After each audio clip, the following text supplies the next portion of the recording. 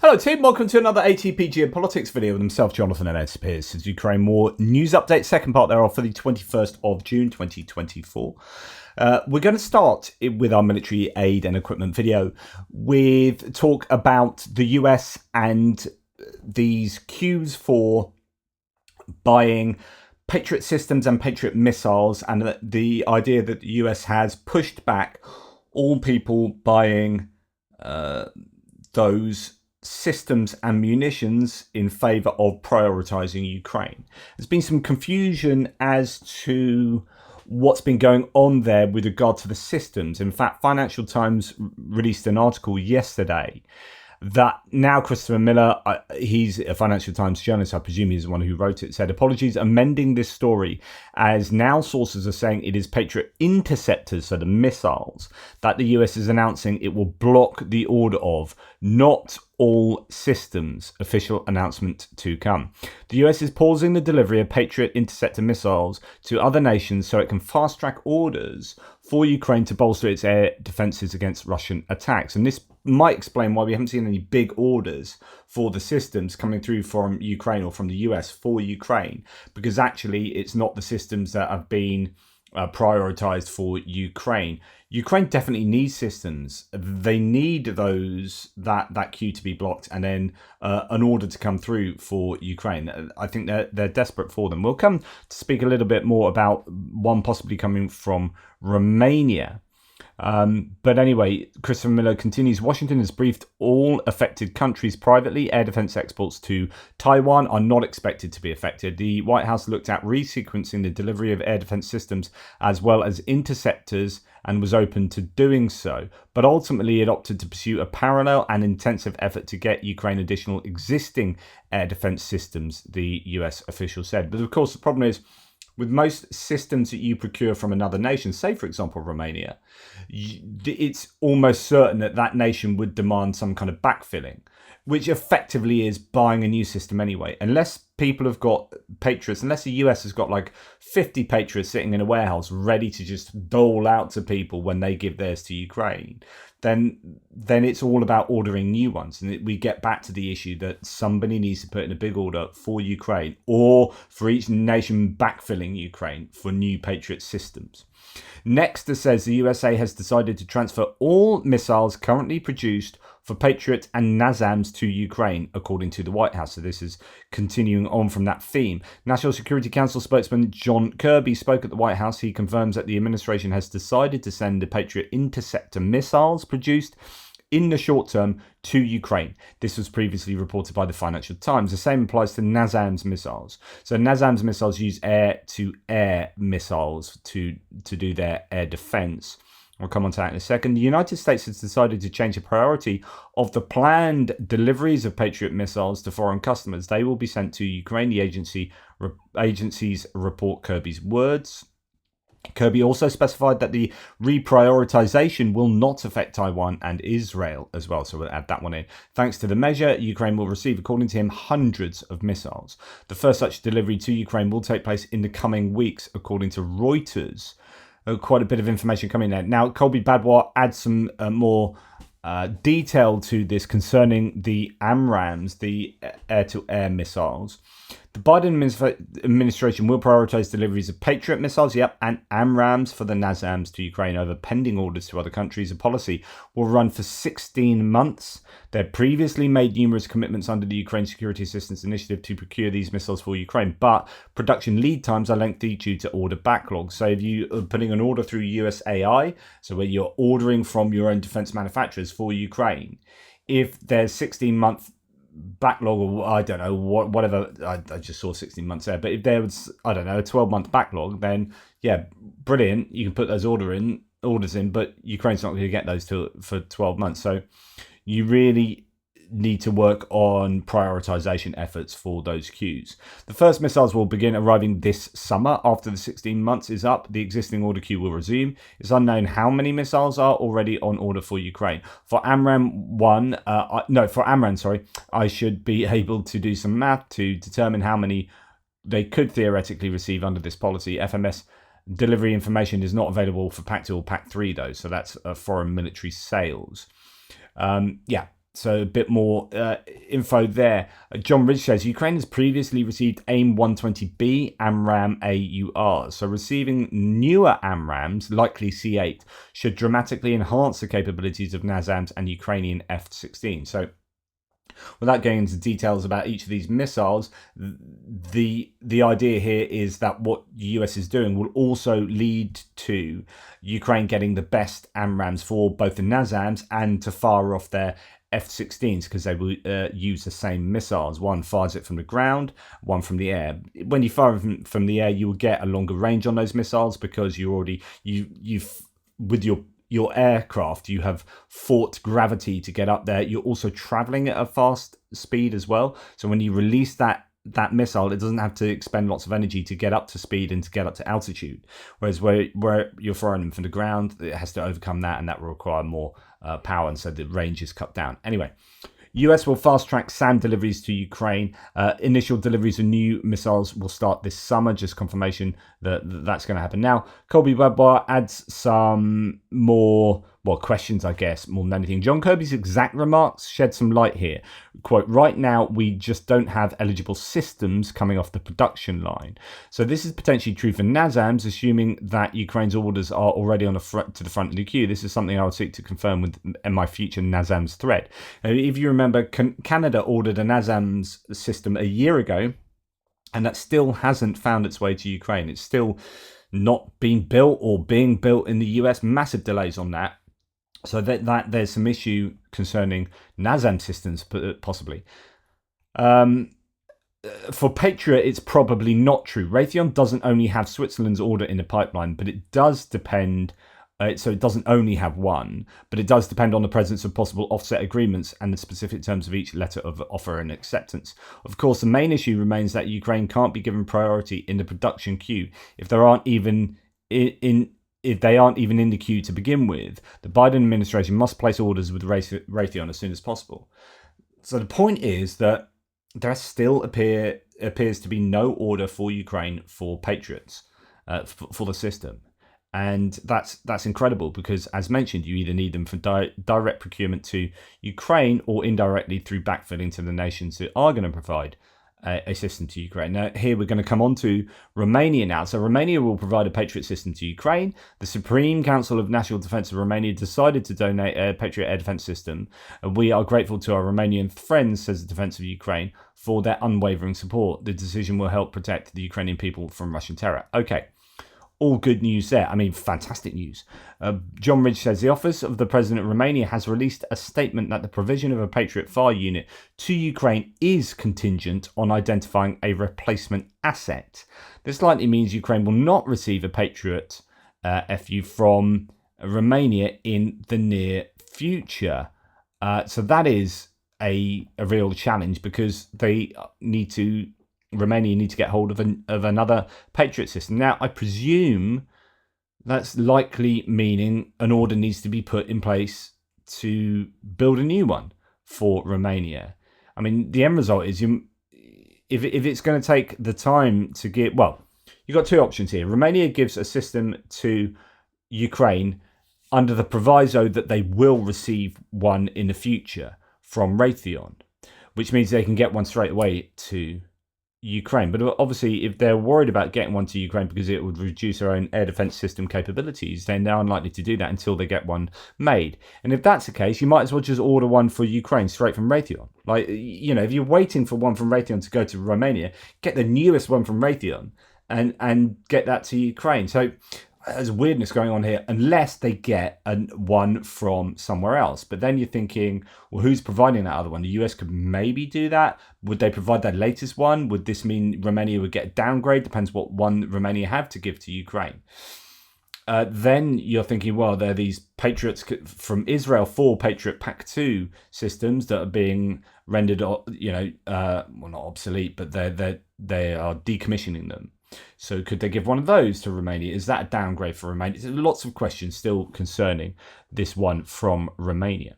Now, Norwegian manufacturer Kongsberg Gruppen opened a new missile factory to meet increasing demand for weapons from Western countries.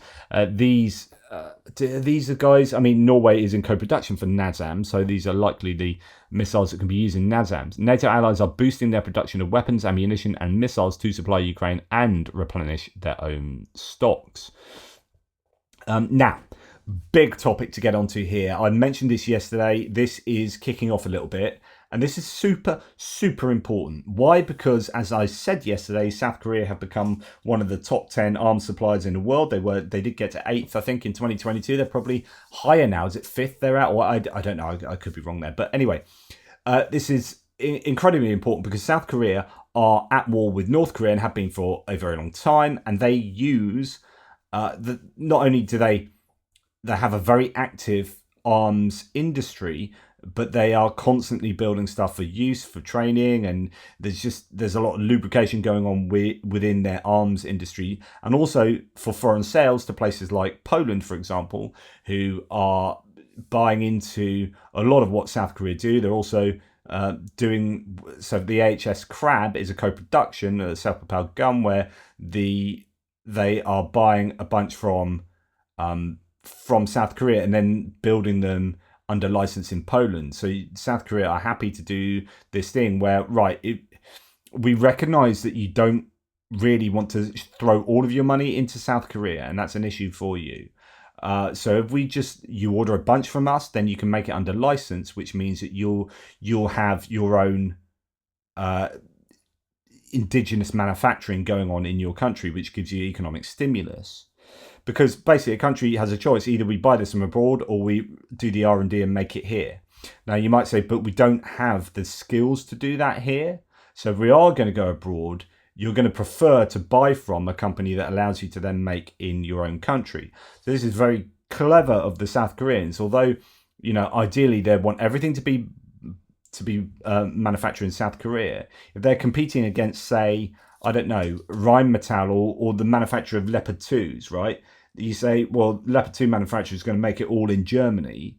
So you're going to throw so either we lose that deal to Germany, or we offer you a sweetener. So we get the deal. It's not as good as making everything, but we make something and then you make it. So actually, that's a really good competitive advantage they have over someone like the manufacturer of Leopard 2s. Anyway, I digress. So South Korea are a really important arms manufacturer, and they have a lot of kit that they can get pretty quickly, and they also manufacture really quickly. So their lead times, they're very quick compared to other companies because they've been operating at scale for a long time. Now, per a senior South Korean official on potential arms shipments to Ukraine, quote, "We will examine the areas that will hurt Russia the most." My goodness, if that's the actual words from the South Korean, that is freaking insane. So a senior South Korean official saying, we want Ukraine to be able to help to hurt Russia the most with our equipment, that is very overtly saying what side of the fence they are sitting on. Now, of course, this is in response to what North Korea has done with regard to an agreement with Russia. So I think that has given South Korea plenty of permission to be really overt. They are reconsidering sending arms to Ukraine as a result of that Russia-Pyongyang meeting. Now, Putin has then come back and threatened South Korea. Says Putin, quote, "If South Korea supplies weapons to Ukraine, they won't like the answer. I hope they won't do it." Also, Putin said Zelensky could be removed in the first half of 2025. Russia did not ask for help from North Korea, Democratic People's Republic of Korea, in Ukraine. It was not offered by Pyongyang. Of course not. No, you've had 10,000 containers of weapons going from North Korea to Russia because what's it full of cheese, North Korean cheese. If South Korea supplies weapons to Ukraine, it will not like the answer. I hope they will not do this. Okay, this is huge rhetoric from Putin. And this will only then, I assume, this isn't going to scare South Korea now. Like South Korea, I don't think are going to go, okay, we won't do that. South Korea now are seeing what North Korea is doing, and this is their answer. And if they go all in to help Ukraine, really beneficial to Ukraine. Now, Ilya Ponomarenko says, former journalist of the Kiev Independent, I want to get his book. Putin is really good at getting his ass into trouble just out of the blue. You've just formally signed a desperate alliance with the ugliest totalitarian regime on earth, North Korea. Why would you carry on with publicly issuing war threats to South Korea, one of the world's largest arms manufacturers, and make Seoul consider joining the list of nations helping Ukraine? So this is a carrot and a stick, right? If you beat South Korea rhetorically with a stick, then yeah, they might retreat, or they might just double down and go even harder. And the likelihood is they're going to double down and go harder. This is not sensible rhetoric from Putin, at least according to Ponomarenko and myself. Not that we're happy about that. As it always happens, dictators always end up burying themselves with their stupidity, delusions, propaganda, and bravado. And indeed, Paul C. here says, not even the US could persuade South Korea to send weapons to Ukraine. Putin did by visiting North Korea. For 30 years, our stupid and corrupt politicians weren't able to build a highway to connect Ukraine and Moldova with Romania. Thanks to Putin, 500 workers and 250 machines are working at full speed to get it done by the end of next year. For 50 years, no one could persuade Sweden and Finland to join NATO. Putin did. What a master strategist Putin is. He succeeded when nobody else could. This is so true. Like, all of these ideas, intentions, and visions of what Russia could be and what the rest of the world should do that Putin had before invading Ukraine have been smashed or reversed entirely. Yeah, NATO's encroaching. I'm going to invade Ukraine to teach NATO a lesson. NATO has got bigger and bolder and more explicit in their anti-Russian rhetoric and activities. Okay, dang. We don't want Ukraine and Moldova and Romania to get closer. They're building highways and ways of helping Ukraine to export its goods. Dang, that's failed. I don't want South Korea to help Ukraine. So I'm going to go to North Korea and do a deal with the North Koreans. Dang, South Korea are really explicitly looking at helping Ukraine as much as possible. Just incredible. What a week it's been. Michael Weiss here says Seoul sources state-of-the-art weapons, so this would be no small thing. Also note that a year ago, South Korea lent 500,000 rounds of 155mm artillery to the US so the latter could more easily resupply Ukraine. They have the manufacturing output and the technology to really help Ukraine. I mean, the South Korean tanks and howitzers and multiple launch rocket systems are pretty much on a par with some of the best in the world, with the Leopard 2 tanks and with the HIMARS, but come with a cheaper price tag as well. So South Korea's involvement here is not insignificant. As Null Report says, South Korea will decide the extent of its arms supply to Ukraine based on Russia's stance towards its relations with North Korea, following a mutual defense pact signed by Kim Jong-un and Putin. National Security Advisor Chang Ho-jin stated that various weapon options are being considered and a decision will depend on Russia's future actions. Currently, South Korea only supplies non-lethal items to Ukraine, but may consider providing 155mm artillery shells and air defense systems. The move aims to pressure Moscow to avoid transferring military technology to Pyongyang. So actually there's a two-way thing going on here. It's not that they're so much annoyed about North Korea giving a bunch of their equipment to Russia. That's brilliant. Get it out of North Korean hands, get it away and into Russia. But it's what comes the other way. So if Russia then gives North Korea lots of really important technology, lots of important knowledge, then North Korea are better positioned to succeed against South Korea. That's the part of this that South Korea is worried about. Now, what I do wonder is what the time frame is here. Are they waiting to see Russia's future actions, as it will depend on Russia's future actions? Or is this something they're going to decide on now and then start delivering now? I mean, the latter would be preferable, obviously.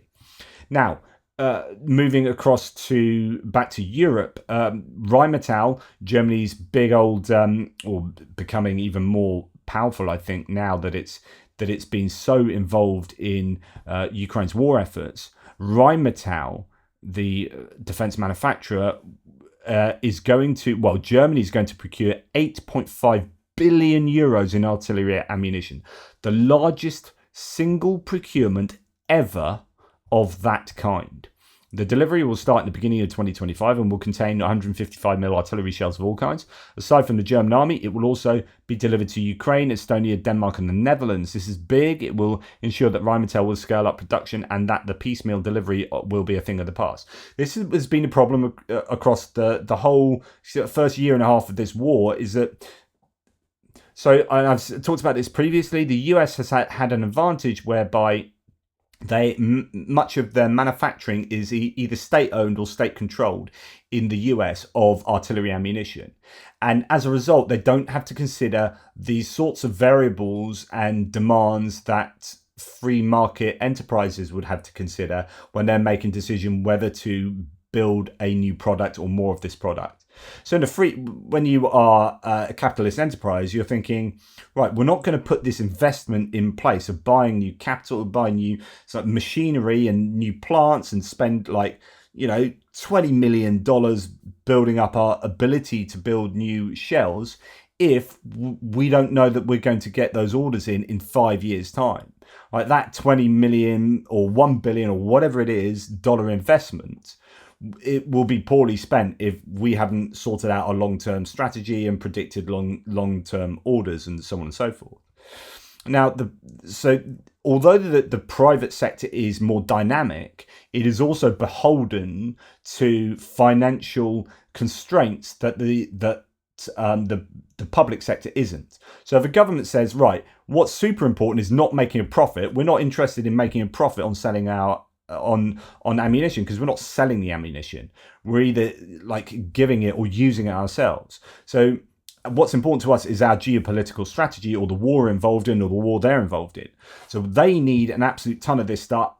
Right, build a new factory, build those 155mm shells, and if we're not building as many in 10 years time, don't really give a toss, because actually now is important. And so the US was able to scale up really quickly, and Europe has been much slower in scaling up because many of these entities have been private entities. So it just doesn't really matter where you sit on the private versus public and blah, blah, blah. But I'm always somewhere in the middle, which is you need strategic planning within economies to help them develop in a way that's beneficial for you with your national strategy as a nation, right? And also it allows you to add morality into the free market system. Okay, so it's about both working together. But if you just leave it up to the free market, as has been done more in Europe, then things might not happen as quickly, and that's the case here. So it's taken until now for Rheinmetall to say, right, we can really scale up now because we can be assured of the orders that are coming in. And lo and behold, Germany has put an $8.5 billion euro order in, which is phenomenally huge. So Rheinmetall are going to be really pleased with that. But of course, the ramping up has happened much later in Europe than it happened in the US. So anyway, good news there. And I wonder whether Germany are putting these massive orders now while they can be assured of support for Ukraine as well. Kiev Independent reports here, quote, Ukraine has increased drone production 100-fold. So it's multiplied its drone output by 100 times in just over a year, thanks to prompt legislation, a strong tech base and a war zone to test innovations, writes Pavlo Verknietsky, a managing partner at COSA, in his guest op-ed. Probably an integration of the private and public sectors here, where you've got people like Kamishin, Strategic Industries Minister, recognizing that I talked about this in my last video, that they need an asymmetrical scenario whereby they are building, procuring and using way more drones than the Russians. They have fewer people than the Russians. What can we get more of that we can use more of that can have devastating consequences on the Russian forces and increase the attrition rate of the Russian materiel and personnel? Well, that's going to be drones. So if we can multiply our output by 100 times, and we heard today that a Russian source is saying that the Ukrainians have at least 6-to-1 advantage, possibly more, along the front in drone usage. That's phenomenal. So that means realistically, the Ukrainians could or should be able to deliver a 6-to-1 loss ratio when concerning drones. Now, the Russians have that advantage with artillery ammunition, and then we go back to the last topic to say, okay, Europe and the US are really ramping up, and then we've got South Korea to look at getting Ukraine on some kind of parity there, and I think it will happen. So about success in this war, it's not about what things are happening now, but it's about looking forward. Okay, what does Ukraine have? It has 50 nations in the Ramstein helping them out. It's got the EU, it's got the US helping them out, it's got South Korea, it's got Australia, it's got Japan helping them out. Okay, this is huge, and there's a 5-to-1 shell advantage of Russian to Ukrainians at the moment, but that is going to change, and we've scaled up, and it's looking good going forward. What do the Russians have? Well, they're maxing out their production, it seems, at the moment, and they're going to North Korea cap in hand. So as the Russians are moving down from 40 to 60,000 shells being shot a day to 10,000 at the moment, probably going down at the moment, I don't know. The prognosis is looking worse for the Russians, better for the Ukrainians, and the Russians are going to be desperate for the ability to ramp up their own production. Well, if that's maxed out, then they need North Korea more, and they need China. But certainly in the drone domain, they are losing that battle at the moment. And in the artillery ammunition domain, they might eventually start losing that battle. Or if it's on parity or closer than what it was, if the Ukrainians are then using their artillery more effectively, more efficiently, and more precisely, precision beats mass, and or can beat mass. And so it's these indicators that are looking slightly more positive for Ukraine than for Russia in certain of these domains. Right. Okay, Euromaidan Press has Ukraine has unveiled the ST-1, an autonomous mine-detecting drone that scans 1 hectare in 4 hours, 4 times faster than humans. So you've got this spinning drone that seems to be able to systematically go over land to, I presume, detect the drone and then give you an accurate picture of where they are in the field, so you don't go and tread on them on the way to finding. You know where all the mines are, and then you can either send in some other bit of kit or go yourself to demine the area. So it flies at 70 centimeters above the ground with dual metal detector coils, overcomes self-interference for accurate ground scanning, and that's what Dmytro Titov from Island Systems, the CEO of them, says. Really good news. Lots of people, when we were talking about demining, I don't know, a year ago, many of you viewers are like coming up with ideas of how you could effectively demine. It was always going to go down, I think, the route of drones really helping, using AI and all sorts to help map out at least mines in a really efficient manner. Right, German aid to Ukraine adds a little bit of detail here to the funding going on with Marder, IFVs in Germany and Denmark. Just want to shed a bit of light on this one for the sake of transparency. The Danish MOD confirmed they are co-financing a number of Marder 103 infantry fighting vehicles with which Germany is donating or has donated to Ukraine. This co-financing is for some reason not officially declared by the Federal Press Office. Normally they would state that it's a joint procurement or joint delivery with country X, Y or Z, and they did this, for example, with the Leopard 105 main battle tanks and the Tsutana 2 self-propelled guns. Those are the Slovakian guns. But at the same time, we know that the official list is also flawed in this sense, as they, for example, left out the participation of the Netherlands in the Leopard 105 main battle tanks. So this wouldn't be the first time. It's unknown how many Marder 103 IFVs Denmark is involved with. Germany has so far delivered 120 of them. Wow! I didn't realise they'd delivered that many Marders. We are starting to see some Marders more frequently on the loss list that Andrew Perpetua provides for us on a daily basis. So they're certainly using them, and another 20 are currently pledged to be delivered up until September the 24th. So some more details there. Now, going on to Russian mobilization, I think this is what freedom looks like in Russia. Russia doesn't treat its soldiers as humans. They're subhumans to the state and have to kill until they get killed. Sergei came home on military leave and his wife died.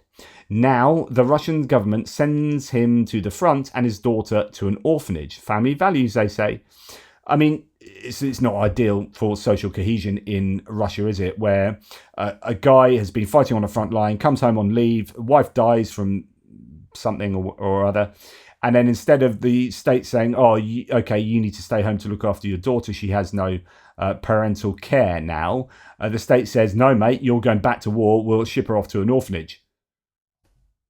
Absolute shocker. And there he is complaining about that publicly. So, yeah, that's not ideal.